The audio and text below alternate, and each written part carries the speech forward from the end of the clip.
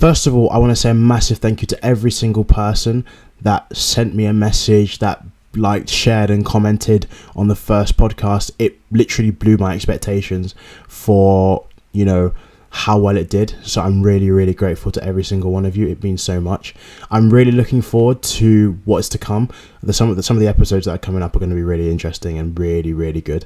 I've got a few investigations, a little bit of, deep dive analysis and background things. So I'm really excited to bring that to you. Today is about talking more about the title, because bursting into the scene, right? Obviously, the tagline comes from Micah Richards, bursting onto the scene, yeah. But it actually is quite relevant when it comes to, it has a good meaning behind it. Obviously, business in general is really complex and complicated, and I'm learning that as I'm going on my journey. But also in football as well, and sport, it's so complex. I mean, there's just so many different layers to it and different pillars. You can spend like millions and millions of pounds and be doing really well if you're operating at a loss. You can, have volunteers that run your club and really, keep it afloat. And it means so much. And it does a lot of gratitude to them because they're giving back to their club. And you can also have people that start their journey and go straight into it and they just smash it. And I think it's such a mix of people because, it's an industry where you have to find your place, really. I think it's a hard one. Obviously, football is one of them things where, and this is from my experience, when you play, you obviously have that vision of wanting to be a player. I think everyone probably did. My highest level I probably got to was just below academy, but I wasn't good enough for football or whatever. But then I fell out of it and disconnected. And so then I went back into it at like 19, maybe 18, 19. I can't quite remember when I signed up to be a steward at Manchester City. That's the first role I had back in football since 14 years old. And it's such a different perspective seeing it from the outside now because you're no longer playing. And football is so different compared to what you see on TV. I mean, the industry in general is just mental and it's so much more complex and there's a few more layers in it that people don't really see. But once you're in it, then you can really start to understand that a bit more. And so when I talk about bursting into the scene obviously is just so complex. And the beautiful thing about it is that there's so many different things that any one person can do. One of the podcasts I've got coming up, I think it's 2 episodes, I don't know, is going to be talking a little bit more about that and like how many opportunities there are in sport, and not necessarily opportunities, but just not even in terms of earning, but the way that people can mold and shape themselves and their careers, and the way that organizations and businesses really operate in football is really fascinating. So that was a really cool one to look into, and I can't wait to present that one to you guys. But when it comes to getting into it, the hardest thing is always just take the first step. When I speak to people and they always ask me 2 things, they're like, what can I do? I say take the first step, and I say get on LinkedIn. LinkedIn is probably my favorite platform because number one, obviously you can probably connect with like the most amount of professionals, millionaires, billionaires. And I say that because, they're proper entrepreneurs who, invest in football clubs, who invest in football businesses.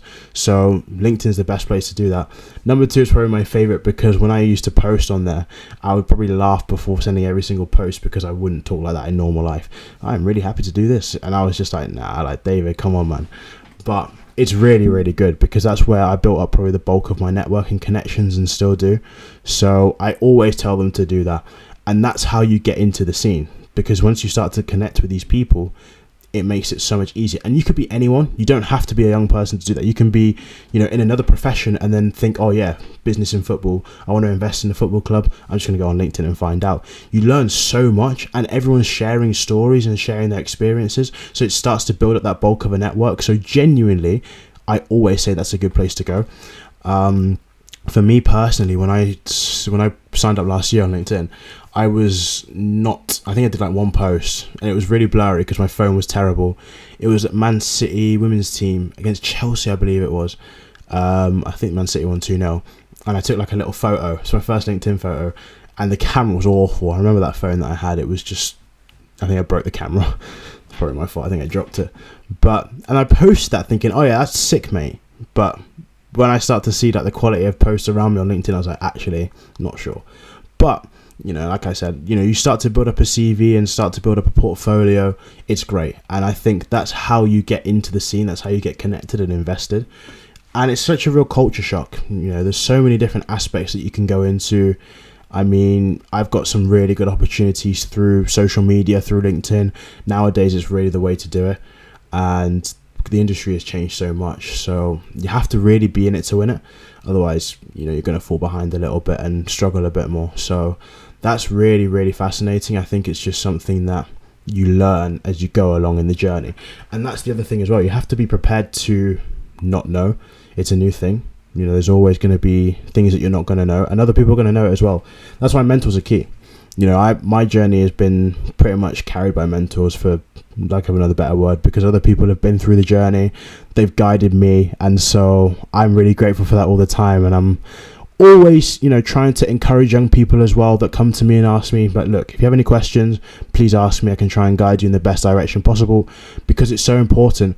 And now I think there's becoming a community sense that actually we need to help people more and more guide and find their way. So it's massive. And, you know, I'm not here to try and be like a ritual guy and tell you one thing or the other, but genuinely, it's just the best way to do it. So if we look into bursting into the scene more often, Micah Richards, the way he said it, it was like, oh, I was like young and then I came straight into it. And I'm not saying I did the same thing, but it kind of happened very quickly for me in terms of one thing started to build up the next, then, you know, everything started to come. I remember when I went to the FA Leadership Academy, which was something that the FA Youth Council does. I went there and I had absolutely no idea. I think the only experience I had in football was I did a few months at Ashton United in volunteering. And I got there and there was just so many people that had done so much stuff. And I was like, whoa. Someone was like 17 and she was part of, I think she was maybe even running the youth council for an entire county. Might have been London. One person I know was a WSL referee, and I was just like, what? You know, it's just ridiculous. And there's just me that did 2 months maybe for Ashton United at that time or something. So you just always are surrounded by people that are really encouraged and really, you know, enthusiastic about business and entrepreneurship and making a difference in sport. I know not everyone wanted to be in business, of course, but there are a few people that were, you know, starting their own businesses or they were looking into it. So that's really encouraging and ultimately wanting to make a difference in their own counties, in their own areas. So that was what I would consider bursting into the scene. But then I just, after that, decided, right, I'm going to take every single opportunity that comes. Every single one, I'm going to take it. And that's where things started to change for me personally. And then you start to meet better people and people that can guide you and can really get you into incredible opportunities. My last one was, you know, I did, obviously at the Liverpool game, I've spoken about the Paddy Pimblett story. But one of the last things that I did was went to a filming shoot with Liverpool. And it was, I think they just released it. There was Luis Diaz, Endo, and Tsimikas. And what was quite funny was, like, we were told beforehand, like, the players can't kick the footballs. And so they were told that as well, obviously. And then every single time, the person who was, like overseeing the whole thing would look away. I'd just see them, like, kicking balls at each other and, like, passing it and stuff like that. It was really funny. I don't think they were shooting at the goal, but they were just, you know, doing some keepy-uppies. And everyone's, like, freaking out because they've been like, don't get injured. But that was just a ridiculous experience, like going to the Liverpool training centre. I'm not a Liverpool fan, mind you, at all. I'll say that right now. But still, just the opportunity to be in such an environment. I was around people who are like the heads of marketing, and so they're talking to me about sponsorship, the kit deals for next season, because obviously I think they've just signed with Nike, or maybe that was a few years ago. I think they signed with someone new. And you're just there like, wow, this is unbelievable. But that only came through taking an opportunity and really building my network. I got asked to go because someone knew someone, so that was really awesome. And then, you know, you start to just connect with these people as well. It's kind of a chain reaction, and to the point where you just build up so many good contacts and people that can guide you in the right direction. So I always say that's something to do, and it's quite fun when you can actually enjoy the journey and continue the process. So I found that quite enjoyable, and I think it was quite a nice thing to do. I always say that, you know, as well, it's something that you can just put yourself and dedicate your craft to. I think for me as well, it was just a learning experience. I mean, there's so many different things, and I'm still learning even now in business that not every day is the same. Like, it's just going to be so different. People are always running around and like trying to put out fires in football. It's crazy. The industry is mental. There's always just something that's going on. Someone's not happy. This and this. The season's obviously coming up now for the football club, so they're diverting all of their attention and revenue to that. It's just ridiculous. But at the end of the day, that is the industry, and you burst into it, you learn it. That's kind of the way that I see it. Take the first step and then you'll find out later. Rob Moore said it: start now, learn later. Start now, perfection later. I think that's what he said. So absolutely the same in football. You're not going to start at the beginning. You're just going to have to build into it, learn it, and then the results will come.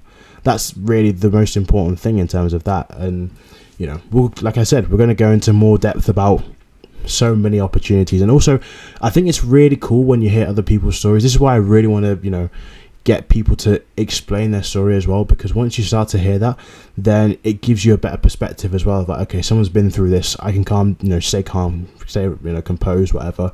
It's happened before, so don't panic. Just enjoy the journey and see where it goes. And for the next one, I can promise you, I think it will be a lot more enthusiastic. Let's have a look and see what that is. I'm not going to say. Yeah, so I'm quite excited about that one. That's going to be good. Yeah, I think that will be a lot of value to all of you, and see where it goes. Thank you very much for listening. Like I said, this is something that I'm going to do once a week, every week. So I think once things get sorted, actually 2 times a week probably will be more frequent as well. I know I recorded the first one on Friday, so that will come out soon. In the meantime, I actually want to hear from you guys. Like, what moment did you burst onto the scene in your particular industry, in your work? What do you think the definition of it means? When did you burst into your scene? I really want to understand and know. And yeah, that's it. Thank you very much for listening to me, and I shall see you all soon. Take care. Bye.